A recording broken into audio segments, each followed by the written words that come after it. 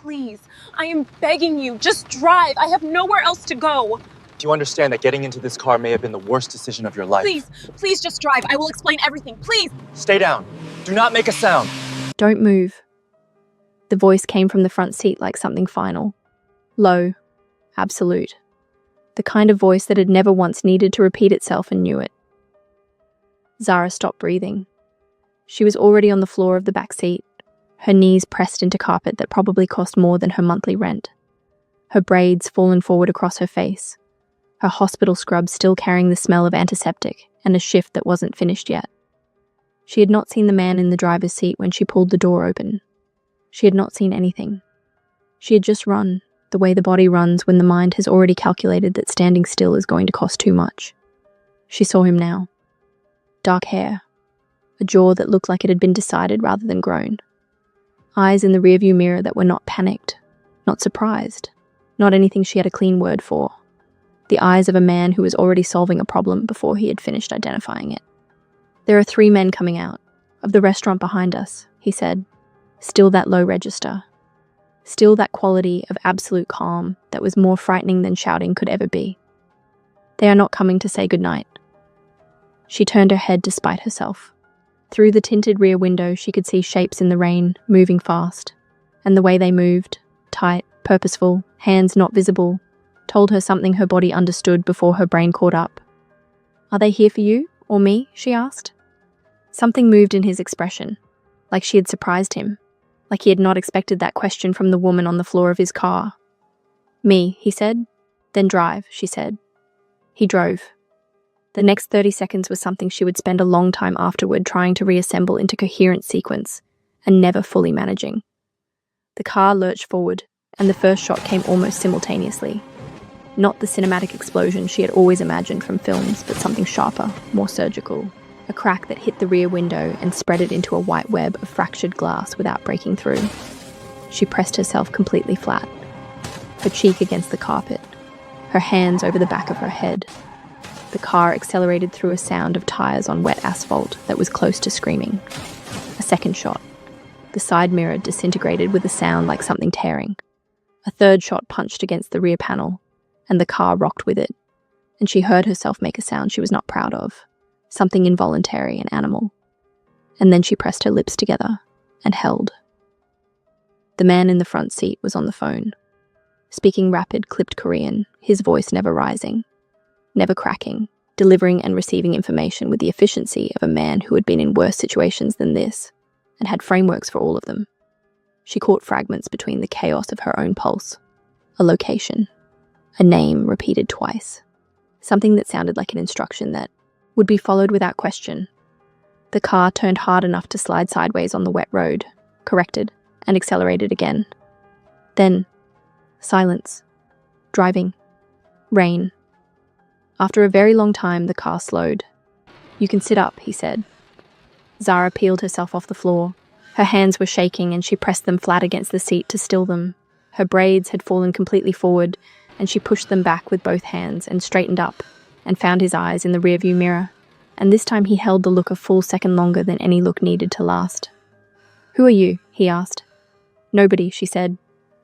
Then she changed it because nobody had never been entirely accurate about her, and she was not going to start whatever this was with a lie. "My name is Zara. I'm a nurse at Yonsei Severance. I got into your car because I was running from someone, and yours was the only door that was open, and I am so sorry. I didn't know this was your car. I won't say anything about any of this. I just want to go home." He looked at the road. "Kang Jae-won," he said after a moment. She blinked. "What?" "My name. Since you gave me yours." She didn't know that name yet.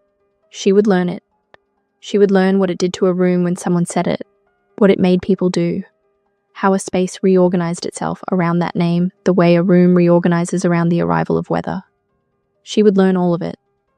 But in the back of his car, at midnight, with rain on the broken window and the smell of gunpowder still in the air, and her hands still not entirely steady, it was just a name, said plainly, without performance, the way a man says something when he has long since stopped expecting it to mean anything good. She held it in her mind. Kang Jae-won. She had no idea what she was holding, Wherever you are watching this right now, drop your city in the comments.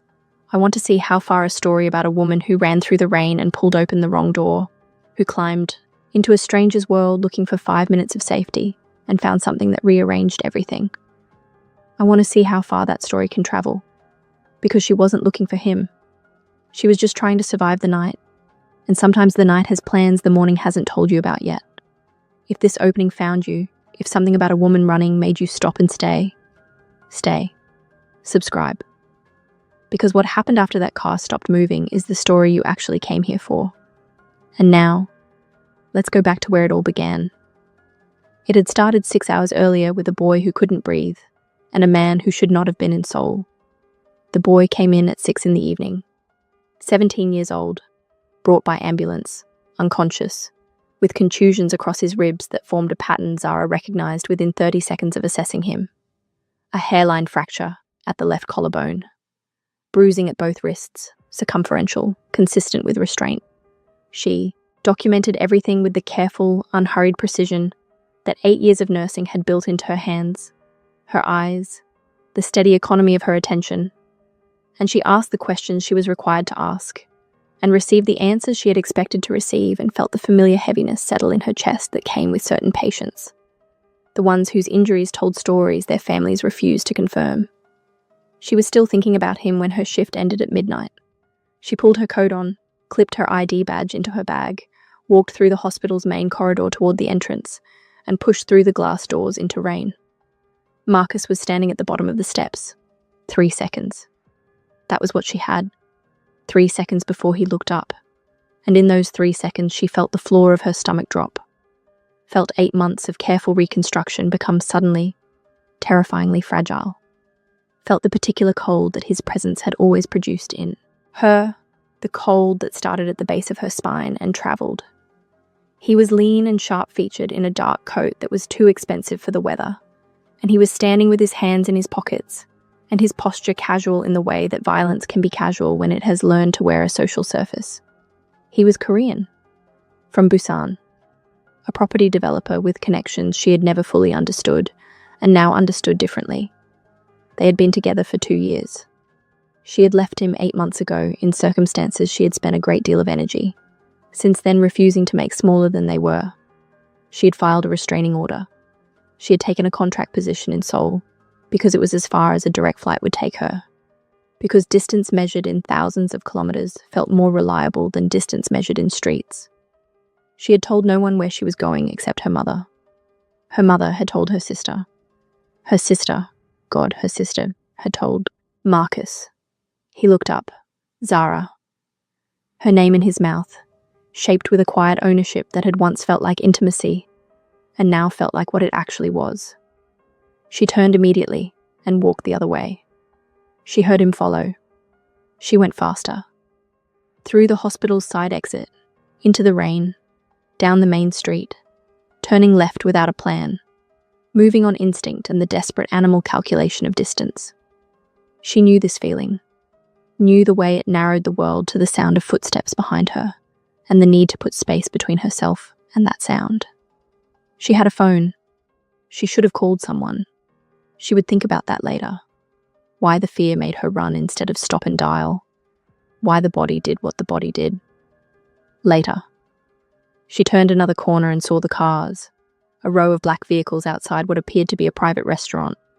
No sign, curtained windows, men in suits at the entrance with their hands folded in front of them, and their eyes doing the constant, slow work of people paid to notice things. One of the cars was slightly apart from the others. The back door was not fully latched, hanging open the width of a hand, just enough. Marcus was close. She could hear him saying her name in that low, contained voice that meant he was furious and holding it. She pulled the door open and climbed in and pulled it shut behind her, and crouched down and pressed herself against the base of the seat and told herself, 1 minute, just 1 minute. He will walk past and this will be over. Then the man in the front seat said, "Don't move," and everything became something else entirely. She didn't learn until the following morning exactly how much something else. The penthouse was the first indication, not because she hadn't already suspected from the car and the quality of the man's silence, and the way the gunshots had been handled, that she had climbed into a category of situation well above what she had bargained for, but because the penthouse was. The kind of space that communicated a specific order of power in a way that didn't need to announce itself. The view alone, Seoul at 5 in the morning, still mostly dark, spread out below floor-to-ceiling glass like the city was offering itself. She was sitting at the kitchen island with coffee she hadn't asked for, still in her scrubs, watching the city lighten, when Jae-won came in. He had changed. Dark trousers and a black shirt with the sleeves pushed to his elbows, and she could see the tattoos along his forearms in the early light. The ink precise and deliberate, continuing upward past where the fabric ended. He moved through the kitchen with the economy of a man who had stopped wasting energy on anything unnecessary.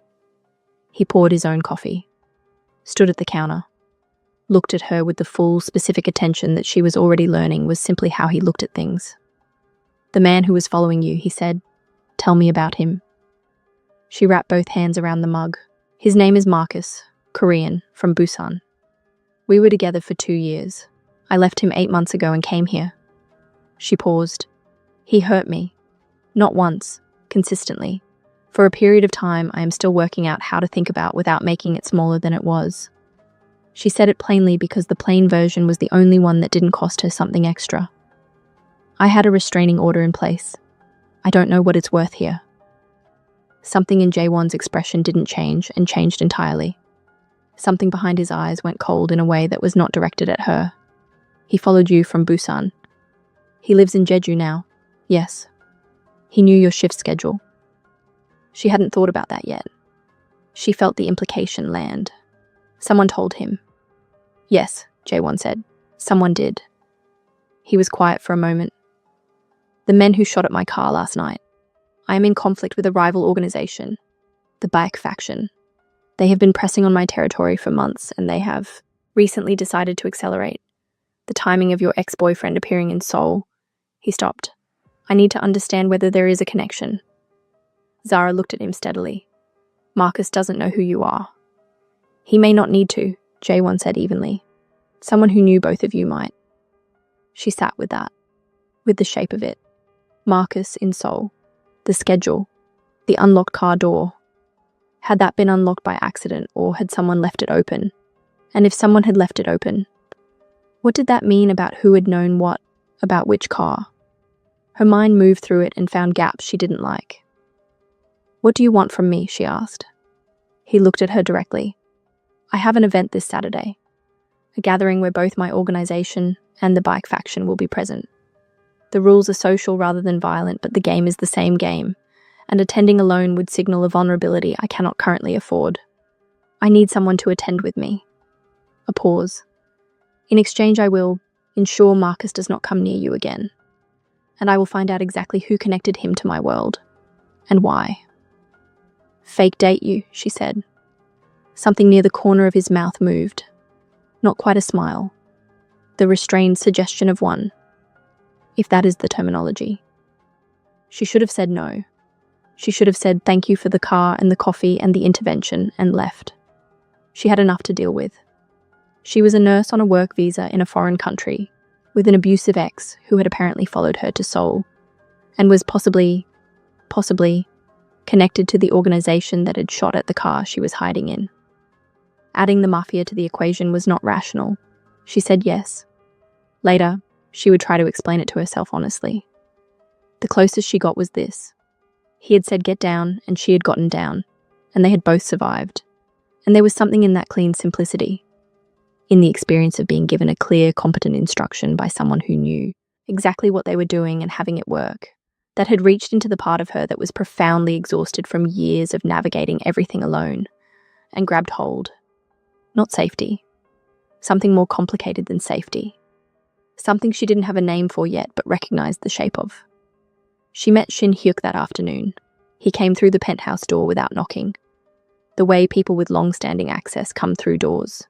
Without ceremony, without announcement. With the casual ownership of someone whose permission had been given so long ago, it had stopped feeling like permission.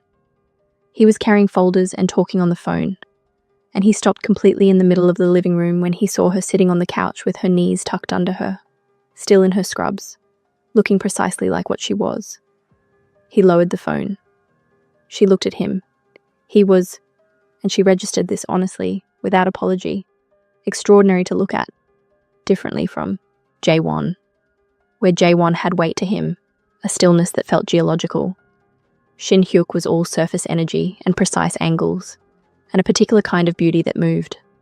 His hair was dark with streaks of blonde running through it. Not accidental, not fully committed, calibrated exactly right. The kind of detail that told you something about how a person understood themselves in the world. His suit fit the way suits fit on men who were built for them. The tattoos at his collar and along the back of his hand were visible and different from Jaewon's. Bolder in places, finer in others. A different language entirely written in the same ink.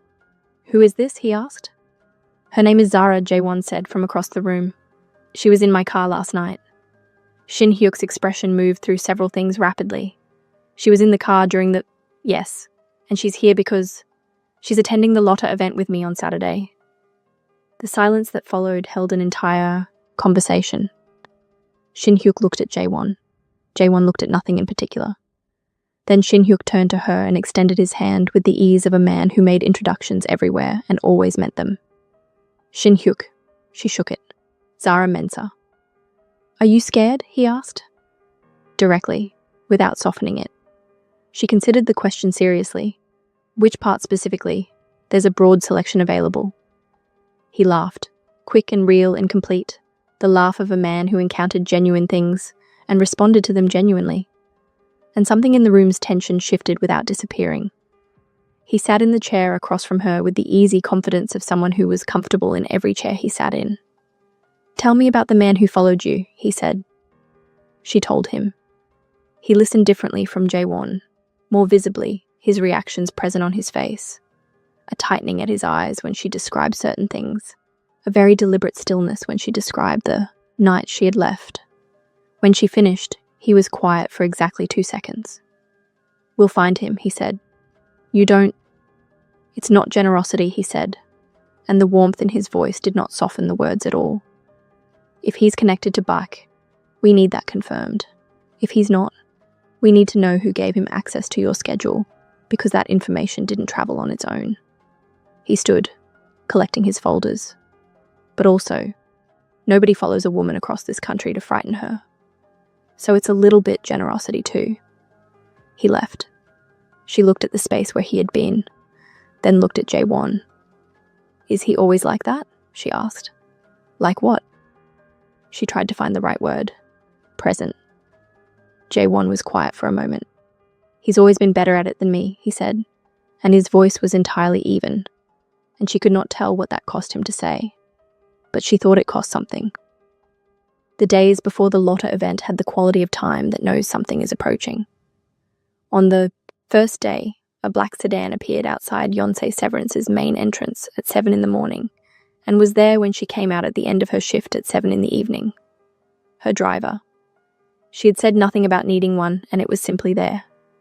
She had 2 of Jaewon's men stationed outside the hospital. She spotted them on the second day, discreet enough that her colleagues noticed nothing but visible enough that she was meant to know they were there. On the second day, she came back to the penthouse from her shift to find a message on her phone that had no name attached to it, just a number she didn't recognize and 4 words, "He's still in Seoul." She stared at those 4 words for 30 seconds. Then she went to find Jaewon. He was in the room he used for work. She had seen inside it once, briefly. Maps on the walls and the kind of information organized the way. Information is organized by people for whom information is currency. And he read her expression before she spoke. "Marcus?" he said. "Someone's been watching him. He's staying in Itaewon." She held up the phone. "Who sent this?" "One of my people. I asked them to keep eyes on him and report directly to you so you'd know." He paused.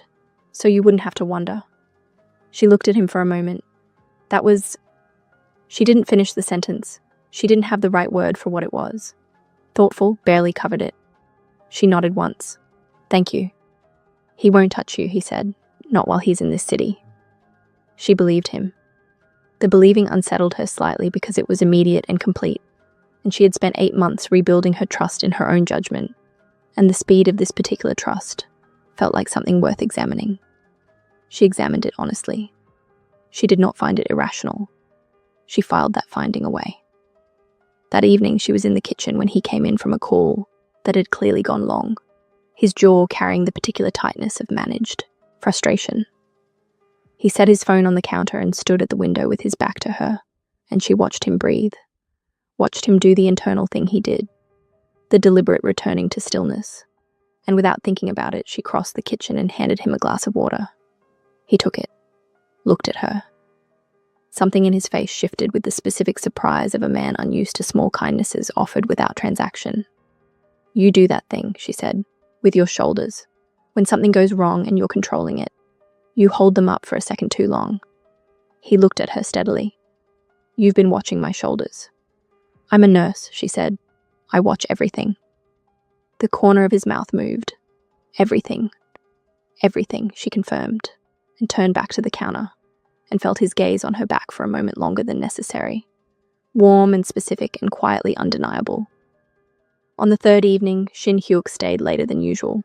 They ended up on the kitchen counter with tea after Jae-won had taken a call that pulled him down the corridor, and Shin Hyuk told her about Busan, about being 16 and the particular clarity of deciding that anything was better than staying, about finding Jae-won in circumstances he described with the practiced brevity of someone who had decided long ago which version of the story belonged in conversation, and which version belonged somewhere private.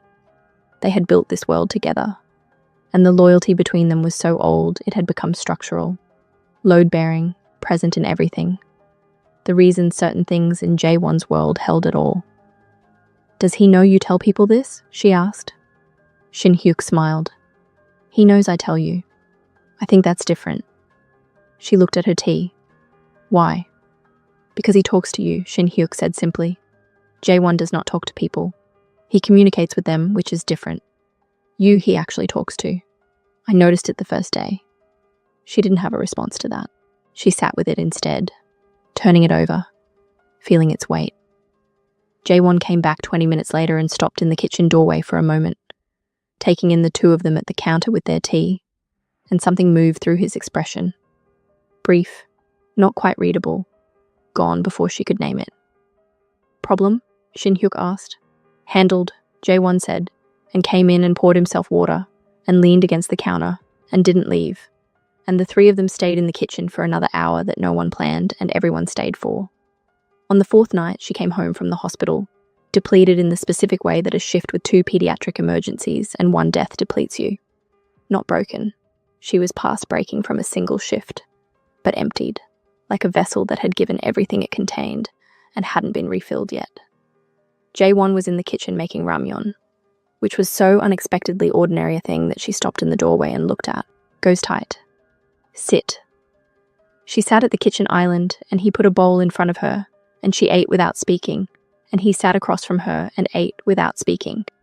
And it was the most comfortable silence she had been in for as long as she could clearly remember. Not the silence of 2 people ignoring each other. The silence of 2 people who had stopped needing to fill the space between them with performance. When the bowl was empty, she looked up and found him already watching her. He didn't look away. Neither did she. The kitchen was quiet and the city outside was doing what the city did, indifferent and lit. And in the space between them, something that had been building since the second day was very close to the surface now. She could feel it the way you feel weather before it arrives. A shift in pressure, a change in the quality of the air. "Jae-won," she said, when the bowl was half empty. Are we going to be okay on Saturday?" He looked at her across the kitchen. The light was low, and his face was doing what his face did when he was deciding how honest to be, which was already more honest than most people managed. "No one will touch you," he said. "That's not the same as okay." "No," he agreed. "It's not." Something moved behind his eyes, honest and unguarded, the door opening for just a moment. "But it's what I can guarantee. The rest," he stopped, started again. "The rest I'm working on." She looked at him. She thought about what it meant that he didn't just say yes. She thought about how much she had learned to mistrust easy reassurance, and how much she had learned to value the kind of honesty that admitted its own limits. "Okay," she said quietly. "I trust that." Something in his face shifted, small, significant, like a man receiving something he had not been expecting and not knowing. immediately what to do with it. He stood and came around the island and stopped in front of her. And the proximity of him, the height and the stillness and the particular gravity he carried, made her breath change. He reached out and with 2 fingers moved a braid that had fallen across her face, tucking it back, his fingertips barely grazing her cheekbone. Such a small gesture, deliberate and careful, and entirely undeniable. "Rest tonight," he said quietly. "Saturday needs you whole."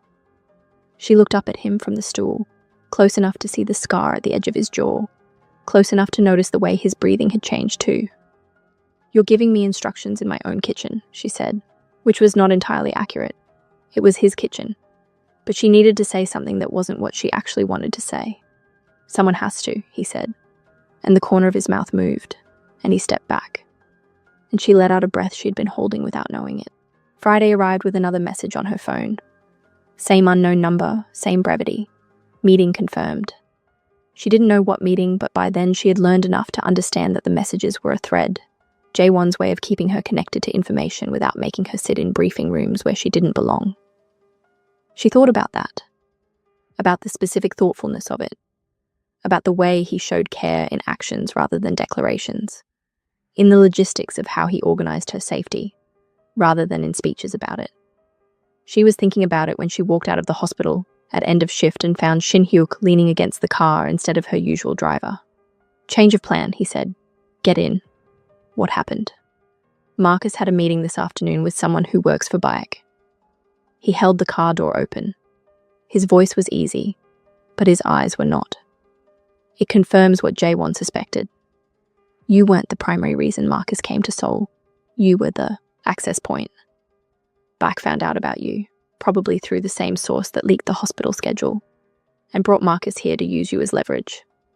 She got in the car. "Use me how?" "Make J1 visible," Shin-hyuk said, sliding in beside her, signaling the driver. "Make him show his hand. If J1 moved to protect you publicly, Beck could map his priorities.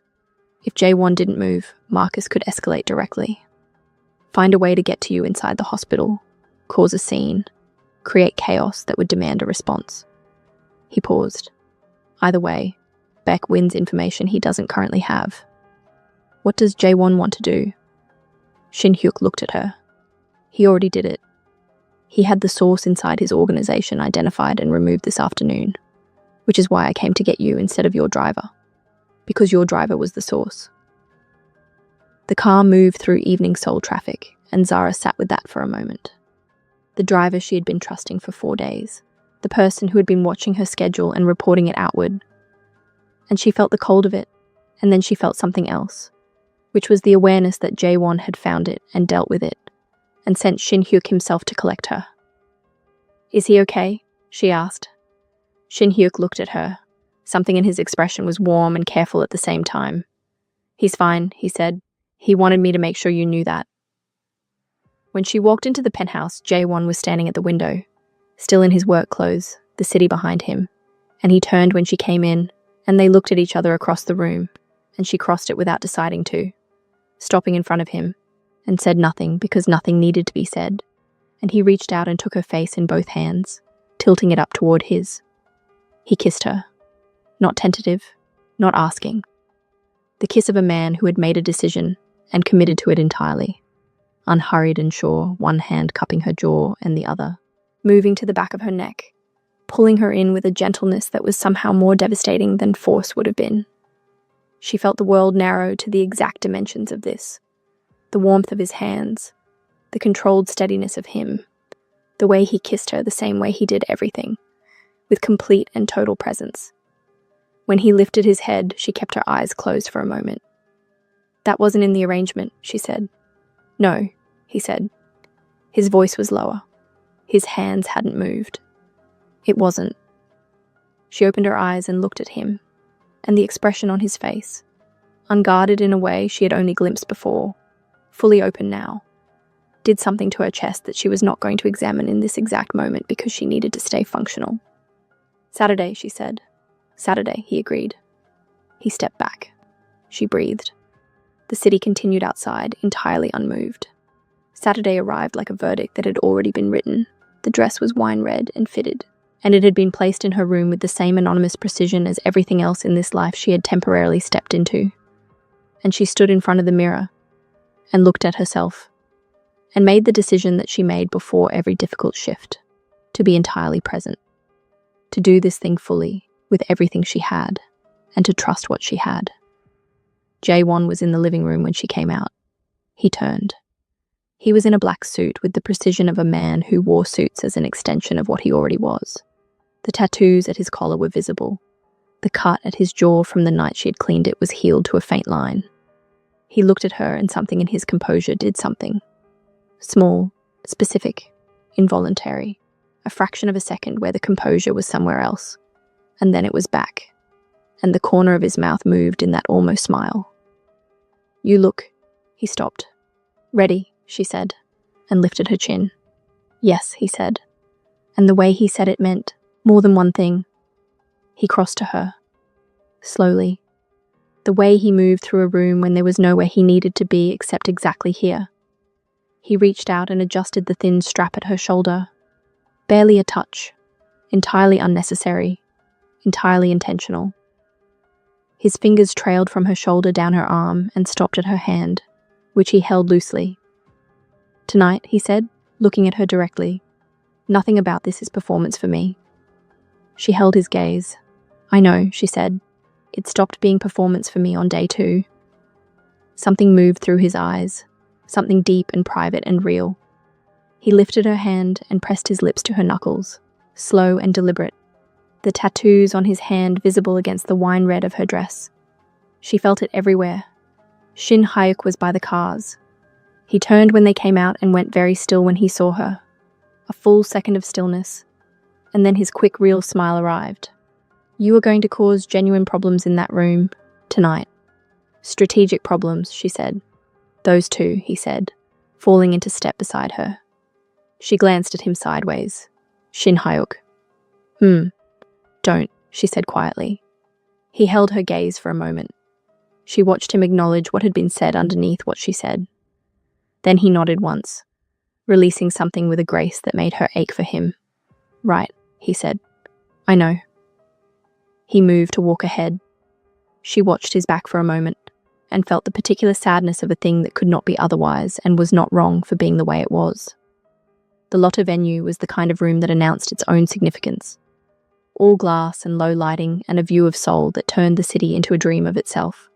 The guests moved through it with the studied ease of people for whom rooms like this were simply where things happened. Zara moved through it the way she moved through difficult wards, composed, present, attentive, with the interior steadiness of someone who had decided that falling apart was not available tonight. Jaewon's hand found the small of her back the moment they entered. Professional. The execution of a role. She knew that. She had agreed to it. The warmth of his hand through the fabric of her dress did something to her composure that she spent the next 20 minutes carefully managing. Except she knew now, after last night, after his hands on her face, that it was not only professional, and it had not been professional for longer than either of them had said out loud. She met people whose names landed with obvious weight. She smiled at the right moments, deflected personal questions with the skill nursing had given her. The art of being warm without being exposed, of giving just enough to satisfy, without giving the thing that mattered. She was good at it. She had always been good at it. Jaewon watched her do it from the edges of his own conversations, and she could feel that watching as something physical. His attention, turned on her, had a quality she had never encountered in another person, and had given up trying to describe accurately. At one point she was standing at the edge of the room pretending to look at the view, when he appeared beside her, close enough that his arm was against hers, his head tilting toward her ear. "Beck's man on your left has been feeding him information about every guest. Don't look directly at him." "I know," she said quietly. "He's been doing it since we walked in. The woman he keeps returning to by the bar is the relay. She texts after every exchange." A pause. His arm pressed slightly more firmly against hers. "I missed the woman." "You were watching Beck," she said. "I was watching everyone else." He turned his head just enough that she could feel the warmth of him against her cheek. "Good," he said, and it was such a simple word, and the way he said it, Quiet, certain, the word of a man who meant it completely, made something bloom in her chest that she refused to name in public. She saw Baek Sung-il before he was introduced. She knew him by the way the room organized itself slightly when he entered. The small, unconscious recalibrations of posture, the redirected eyes, the micro-adjustments of people who have registered the arrival of significant weight. He was older than she'd expected, heavy-set and deliberate, with eyes that moved through every room counting its vulnerabilities before its furniture. He had men behind him, and he found Jae-won within 30 seconds of clearing the entrance, and crossed toward them with the certainty of someone who considers every flaw his own. Kang Jae-won, voice like silk over gravel. Baek Sung-il. Jae-won's voice like a room with no temperature. The air between them had a texture she could feel on her skin. Then Baek looked at her. Thorough. Impersonal. The gaze of a man assigning a value. I wasn't aware you had a companion. There are many things you're not aware of, Jae-won said, pleasantly. Clearly. The smile stopped before his eyes. She's beautiful. Jae-won's hand at the small of her back shifted. Not a grip. Something more precise than a grip. The smallest possible movement that communicated exactly one thing. I see what you're doing, and you should stop. She is, Jae-won said, and he said it looking directly at her.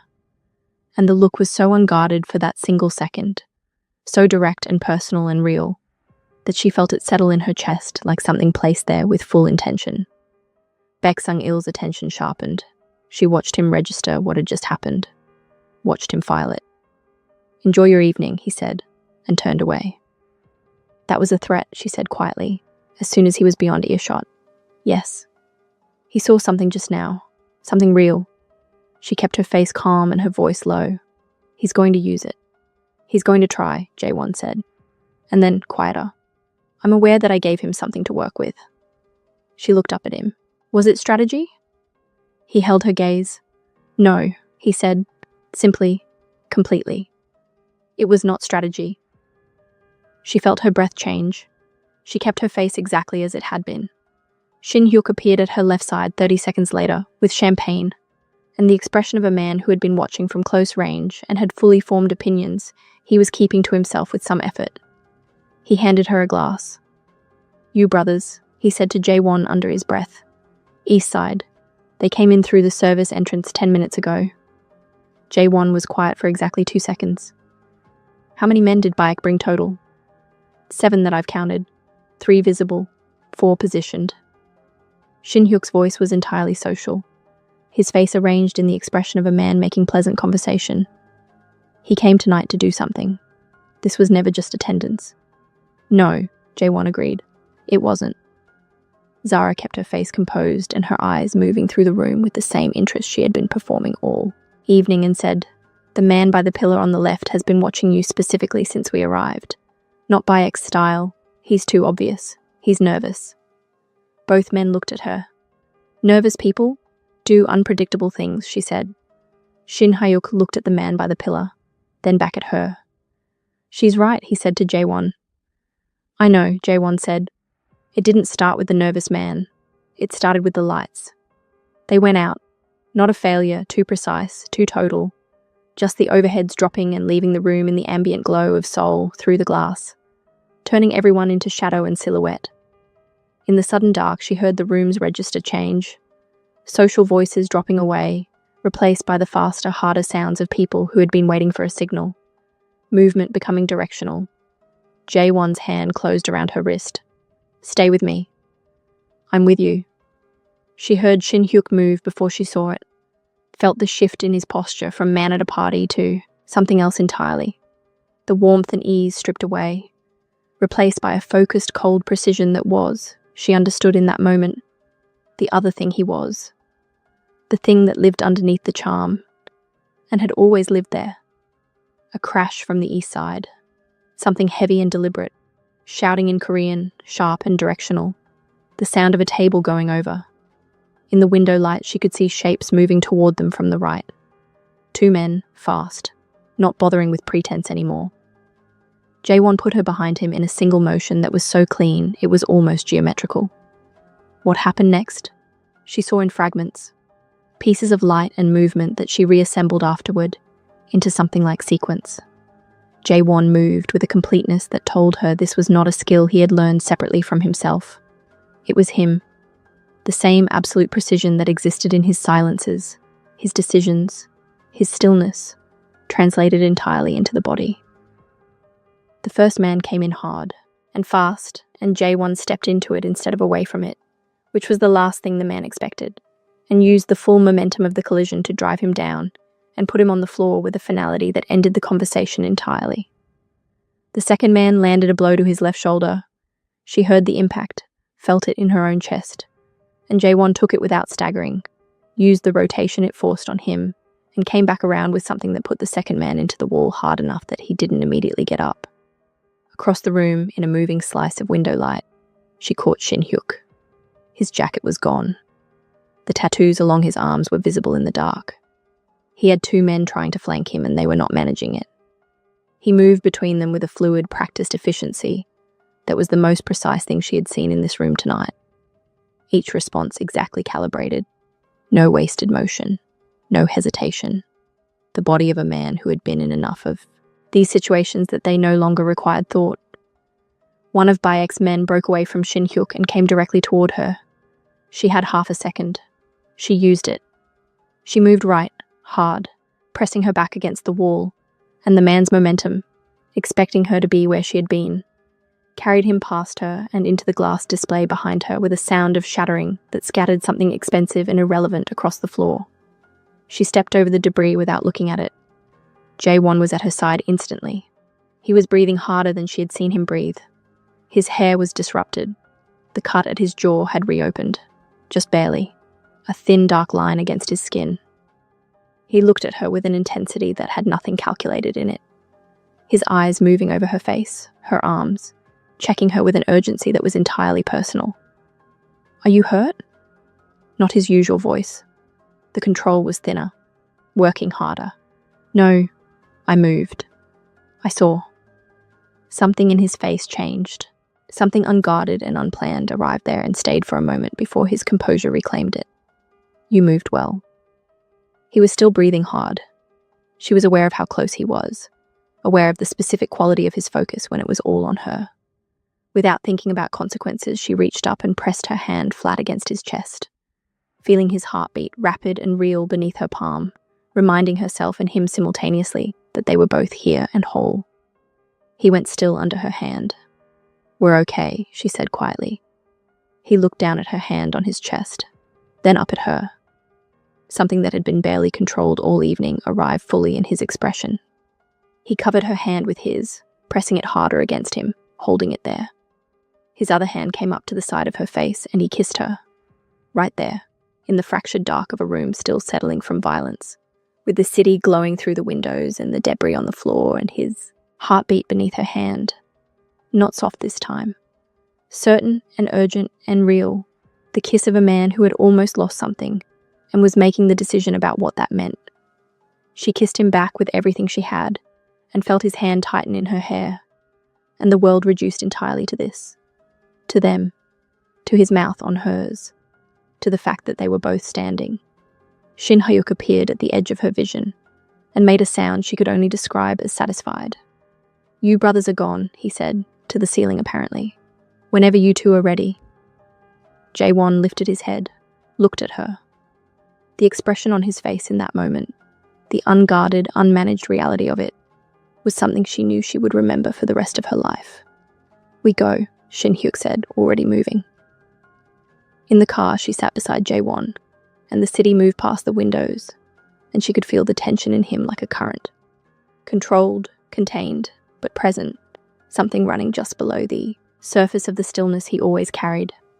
Her hand was in his on the seat. She was not pretending that was anything other than what it was. "The hospital is clear," he said, without looking up from his phone. "My people were there. Marcus went to your ward, but he didn't get past the entrance." She exhaled. "Was anyone—" "No one was hurt." He looked at her then. "I should have anticipated he would try when my attention was elsewhere. That's on me." "You couldn't have—" "I should have anticipated it," he said again. And the quality of the self-correction was not self-punishment. It was the clean, unsparing honesty of someone who held themselves to a specific standard and didn't make exceptions. I won't miss it again. She looked at him in the passing light of the city, at the line of his jaw and the reopened cut, and the quality of his attention directed inward, accounting. She thought about what it meant to be held to the same standard he held himself to. She thought about how long it had been since someone's self-accountability had felt like safety to her, instead of a performance of it. In the penthouse, under the kitchen light, with a first aid kit that Min Jun produced before being asked, she made Jae-won sit still. He sat on the counter because she needed the height and he didn't argue, which told her everything. She worked carefully and quickly, and he watched her face while she worked, and she was aware of his watching with the specific, heightened awareness of someone who was no longer pretending it was neutral. "You were scared tonight," he said. "Yes. You didn't show it." "I've had practice not showing things," she said. She applied the antiseptic and felt him stay still under her hands. That particular stillness of a man who was choosing not to flinch. "That's not always healthy, but it was useful tonight." "Zara." She met his eyes.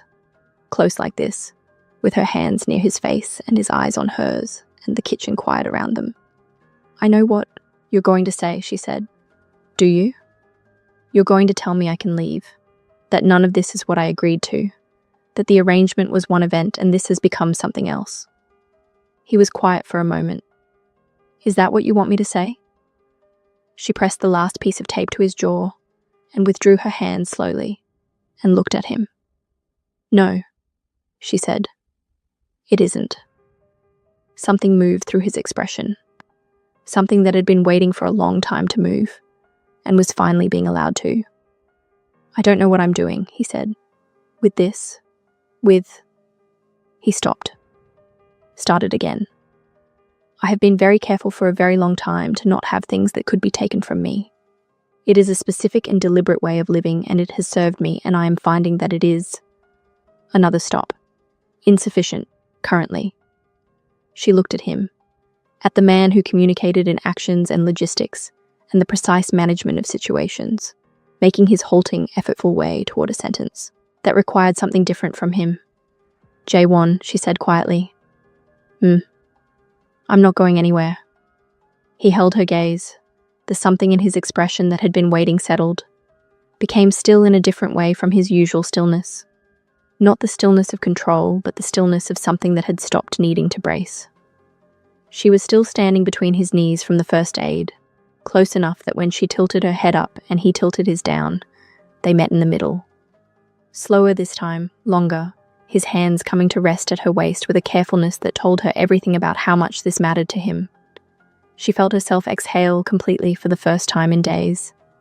He kissed her like he had all the time in the world and intended to use it, and she felt the weeks of tension, of careful management, of almost and not yet, dissolve into something warm and sure and present.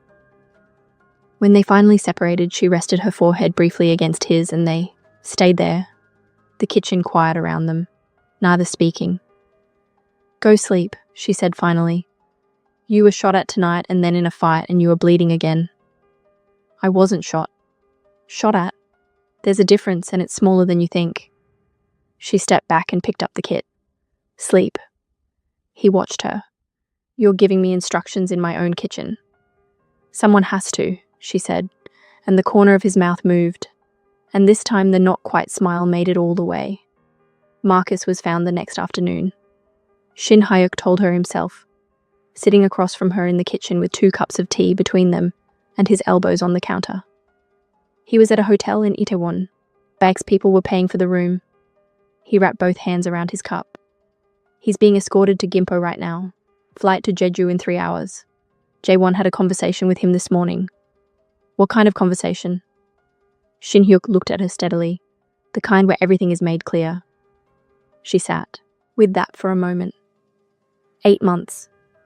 8 months of the cold at the base of her spine, of checking over her shoulder, of waking at 2 a.m. with her heart going, and the specific quality of fear that only came from knowing someone was capable of finding you if they decided to look. And now, clean. Done. Handled with the quiet finality of a world that operated by different rules than the one she lived in. and she was not going to pretend she didn't feel what she felt about that. She felt relief. Complete, structural, full-body relief. "Thank you," she said to Shin-hyuk. "Tell him," Shin-hyuk said. "He needs to hear it from you." She found Jae-won on the roof of the building, alone. The city spread below him, his hands in his pockets and his face turned outward. She came and stood beside him, and they were quiet for a moment. The city moving below them the way cities moved, indifferent and beautiful. "Thank you," she said. He looked at her. "You don't need to." "I know I don't need to," she said. "I want to. There's a difference." She held his gaze. "You didn't have to do this for me. The arrangement was one event. You didn't owe me Marcus." "No," he agreed. "I didn't. But you did it anyway." "Yes." She waited. He turned slightly toward her, and the evening light was on his face, and the city was below them, and his expression was the most open she had seen it. Not unguarded exactly, more like a man who had decided that the guarding was no longer the priority. "I did it because I wanted to," he said. Simply. "Because you were in my car, and you said drive instead of screaming, and you cleaned my jaw without being asked, and you moved in that room when any other person would have frozen. And because—" He stopped. The city did what the city did, indifferent to his stopping. "Because I find that you are not something I know how to think about with the part of me that thinks about things strategically. You keep ending up in a different part." She looked at him for a long time. Then she reached out and took his hand. Not a dramatic gesture, just her hand finding his where it was, her fingers closing around it, warm and present and direct. She felt him look down at it, felt the moment of stillness. Then his hand closed around hers and held. He turned toward her fully and pulled her in, one arm around her, and she went, easily, without resistance, and leaned into his side and felt him rest his chin against the top of her head. They stood there. The city moved below them. The autumn air carried the first suggestion of the coming cool. Neither spoke. It was enough. The Bayek conflict did not resolve with the Lotta event. It never resolved in a single move. These things unfolded with the grinding, methodical logic of power rearranging itself, each faction testing and pressing and withdrawing, each move requiring a response that required a counter-response. Jae-won moved through it with a focused relentlessness she saw at its edges, in the length of his absences, in the quality of his tiredness when he returned, in the specific kind of alertness that never fully left him, even in the quietest domestic moments. She saw him make decisions that were cold and necessary, and she sat with what that meant, in the private honesty of her own accounting, and she did not simplify it in either direction. He was not a man she could pretend was uncomplicated. She did not want the pretend version.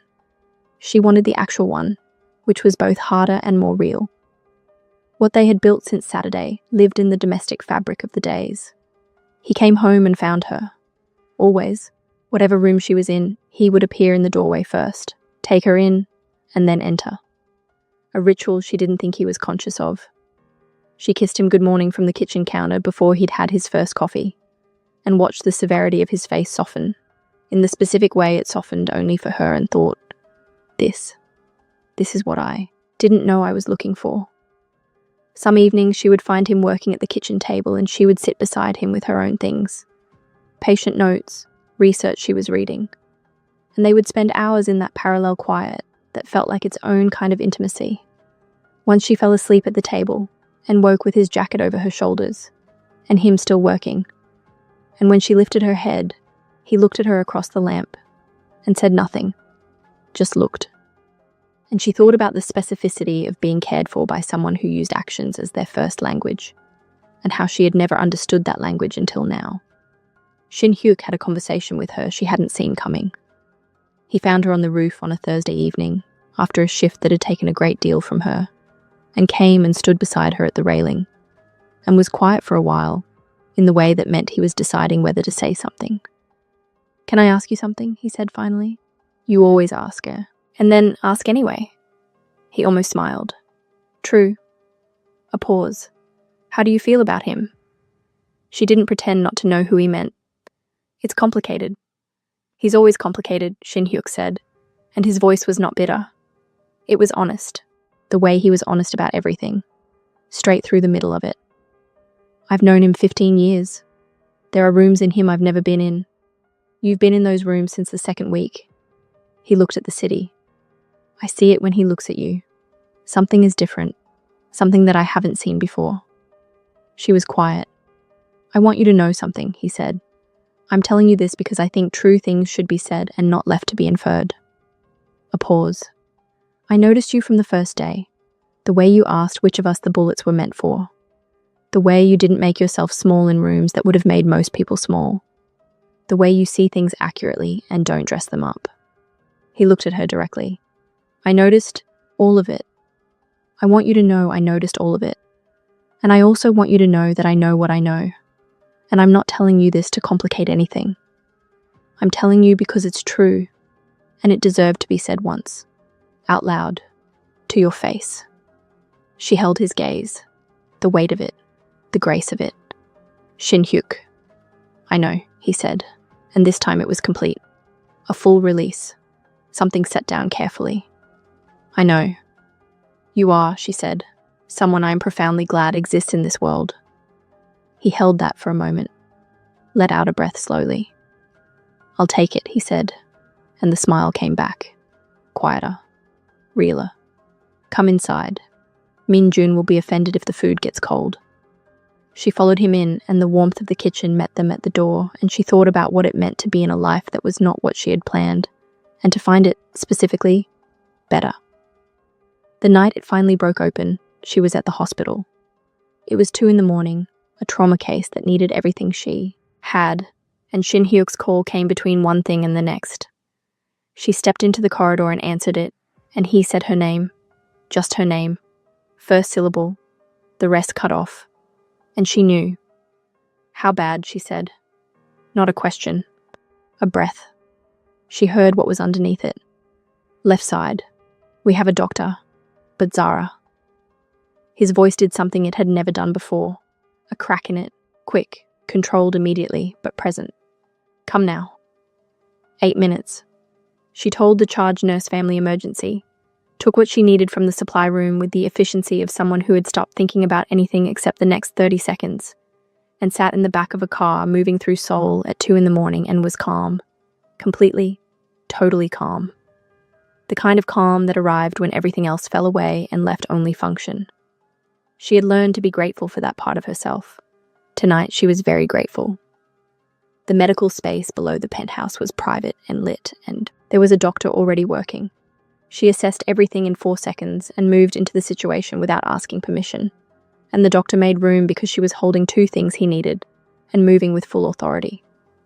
Jae-won was on the table, conscious, his face pale and marked by the night, and his eyes finding her the moment she came through the door, with an expression she had never seen on him before.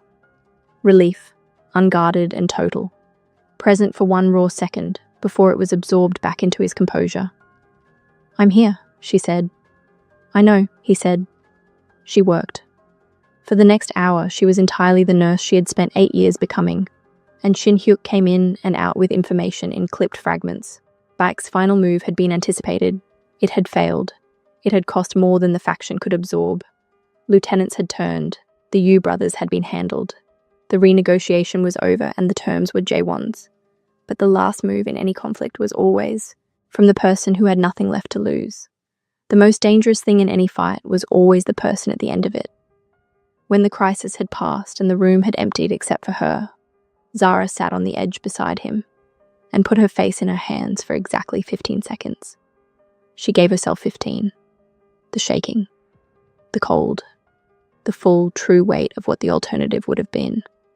She let it be what it was for 15 seconds. Then she took her hands away from her face and breathed down to the bottom of her lungs. Zara. She looked at him. He lifted his right hand and touched her face, the back of his fingers against her cheek, the tattoos on his knuckles visible in the low light, and the tenderness of the gesture was almost unbearable. This man who was so absolute in everything being this gentle with her specifically. I'm here, he said. I know. Her voice was steady. I know you are. That's... She stopped. Jae-won, I've been not running from you since the second day. I've been telling myself it's situational, that it's practical, that it makes sense given the circumstances. She looked at him. It's not that. No, he said quietly. It's not. She leaned down and kissed him. Careful. Soft. His hand moved to the back of her neck. Not pulling, just present, just warm. The touch of a man who had been alone in the specific way that people with rooms no one else has been in are alone, and who was being given something he hadn't known he was still capable of wanting. When she lifted her head, his eyes were open and very dark, and looking at her with the full, total, complete quality of his attention. And she thought, this is the most overwhelming thing. Being seen by this man. Being the thing he is looking at when he looks with everything. Rest, she said. J1, rest now. He closed his eyes. She sat beside him and watched his breathing even, and watched the city outside. Seoul at 3 a.m, still lit and moving, and she thought about the girl she had been 8 months ago and the distance between that girl and this woman, and the road that distance had required. Shin-hyuk came in quietly around 4. He looked at Jae-won, then at her. He read her face with the clear eyes of someone who had been paying careful attention for weeks and already knew what he was reading. Go sleep, he said. I've got him. I'm okay. I know you are. Gently, completely. Go anyway. She went. In the morning, Jae-won was sitting up with tea and his phone, and the expression of a man who has decided he has finished being injured and is communicating this decision to his own body, which was apparently complying. He looked up when she came in. She looked at him across the kitchen. Good morning, she said. Good morning, he said. Shin-hyuk in the corner chair, feet up, tea in hand, looked at both of them and did not bother hiding the smile at all. There is a specific quality to mornings after the worst is over. A saturation of ordinary things, the smell of coffee, the sound of the city warming up, the particular quality of Seoul light through high windows in the early hours. Zara had felt this at the end of impossible hospital nights, at the far edge of shifts that had taken everything. She felt it now, in a kitchen that was not hers, inside a life that was not what she had planned, watching Jae-won argue with Min-jun about whether he needed the eggs. Eat the eggs, she said, without looking up from her coffee. He ate the eggs. Shin-hyuk pointed at her. That, he said, with deep satisfaction, to absolutely no one in particular. That is precisely the thing. In the weeks that followed, the shape of everything settled into something new. The Baek faction, fractured at its leadership and abandoned by its alliances, reorganized itself around diminished expectations. The streets rearranged themselves the way streets always did, around new understandings, new arrangements, the quiet reordering of power that happened when one thing ended and another replaced it. Jae-won moved through his world with the same controlled authority, and the world moved around him accordingly. But something in him was different in a way that was quiet and specific, and visible only if you were paying the kind of attention she was paying. He came home.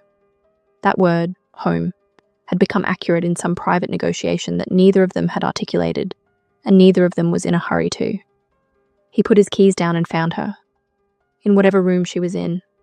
Just located her. The way you locate the thing that orients you. A look. A question about her shift that was specific rather than polite. Some evenings his hands would find her waist from behind when she was standing at the kitchen counter, and he would say nothing, just rest there, and she would lean back into him, and they would stand like that until something required them to separate.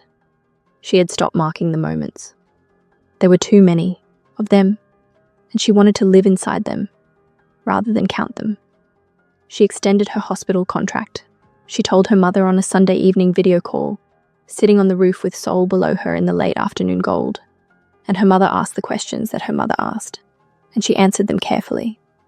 And her mother went quiet in the particular way that meant thinking, not disapproval, and then said, "Are you happy, Zara?" With the simple directness of a woman who had raised her to answer questions honestly. She looked at the city, at the specific, improbable, entirely unplanned life she was standing inside of. Yes, she said, and meant it completely, and without qualification. I actually am. She stayed in Jae-won's world without ever becoming it. She went to the hospital, and she came home. She navigated the life of a woman who loved a man with darkness in his history and chose to love him clearly, with full eyes, without pretending the darkness wasn't there, without using it as sufficient reason not to stay. That was the balance. That was the work she had done in herself, in honest private. She was not naive. She was not making excuses. She was choosing, with complete information, which was the only kind of choosing that was worth anything. Jaewon never asked her to look away from what he was. He never offered the softened version, the edited one, the version of himself that would have been easier to choose. He was simply himself, entirely, and himself was the thing she had fallen toward, specifically, and continued to choose, specifically, every day. And the choosing was what she was most proud of, not because it was uncomplicated, but because it was real. And Shin Hyuk remained, in the way that people remain when love finds a different shape, not diminished, redirected, settled into something that asked less and gave no less. He was her closest friend in Seoul, the person who made her laugh when she needed to and who was honest with her, when honesty was what the moment required rather than what was comfortable. He loved them both. Jaewon with the deep, foundational love of 15 years. Zara with something warm and present and without demand. And he carried all of it with a grace she had genuine admiration for. There was an evening in early autumn, the first real cool of the coming season in the air, when the three of them sat on the roof with the city below. Jaewon had his arm around her, and she was leaning into his side, and Shin Hyuk was across from them with a beer and his feet up on the railing, telling a story from years ago, from when they were young, when the world was a different shape, and they were still becoming what they would be. The story was funny, and she was laughing, and Jaewon's arm tightened around her when she laughed. That small, involuntary response.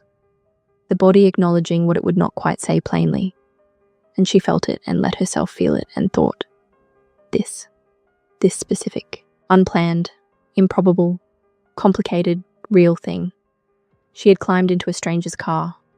She had not known his name. She had not known his world, his weight, the particular quality of what it felt like to be seen by him, what it would mean to be loved by someone who had stopped believing he wanted to love anyone. She had just needed somewhere to hide, and in the hiding she had found the opposite of hiding. She had found herself becoming more visible than she'd been in years, more fully herself, more honestly present, more completely known by one specific person in one specific city, on one specific rainy midnight, when she had pulled open an unlocked door and chosen, without knowing she was choosing, to stop running and see what was on the other side. She had been running from Marcus, from the version of herself that had allowed Marcus, from 2 years of learning to make herself small enough to fit inside another person's damage. She had been running from a version of her own life that had been slowly, quietly, taking her apart. She had run through the rain, she had pulled open a door, and she had stopped. Seoul moved below them, enormous and lit, and completely indifferent to the stories it held in its streets, and its rain-slick roads, and its rivers of late-night traffic. It just held the stories. That was what cities did. They held the stories without comment and let them be what they were, and they kept moving, and they did not ask whether you were ready for what came next. Zara looked at the city. She looked at the man beside her, his profile in the autumn evening light. The stillness of him that she had learned was not distance but presence, not cold, but the specific quality of a person who was very fully inhabiting himself. She looked at Shin Hyuk across from them, laughing freely at the end of his own story, easy and warm and exactly himself. She thought, I am still here. She thought, I chose this. She thought, this is mine. And the city moved, and the autumn settled, and Jaewon's arm was around her, and somewhere below them Seoul continued being what it was, dangerous and beautiful, and complicated, and completely fully alive. And Zara breathed all the way down to the very bottom of her lungs. And she stayed. If you are still here, if you watched every second of this and stayed all the way to the end, then you already know something about yourself. Drop your city in the comments right now. I want to know where this story found you, what street you were on, what time it was when you decided to stay. Because this story was never only about Zara. It was about what it looks like to stop making yourself small, to stop running towards safety and start running towards something true, to climb into the unknown, in the dark, in the rain, and decide, even when it is complicated, even when it asks everything from you, even when there is no guarantee, to stay. If any part of this found you tonight, if you saw yourself in any moment of this story, then you know exactly why it had to be told. Subscribe. Share this with someone who needs to be reminded that being truly seen is possible, that it can find you when you least expect it, in a city that is not yours, on the worst night of your week, when all you were trying to do was survive until morning, and come back, because women who stop running deserve stories that keep going, and this one is not finished yet.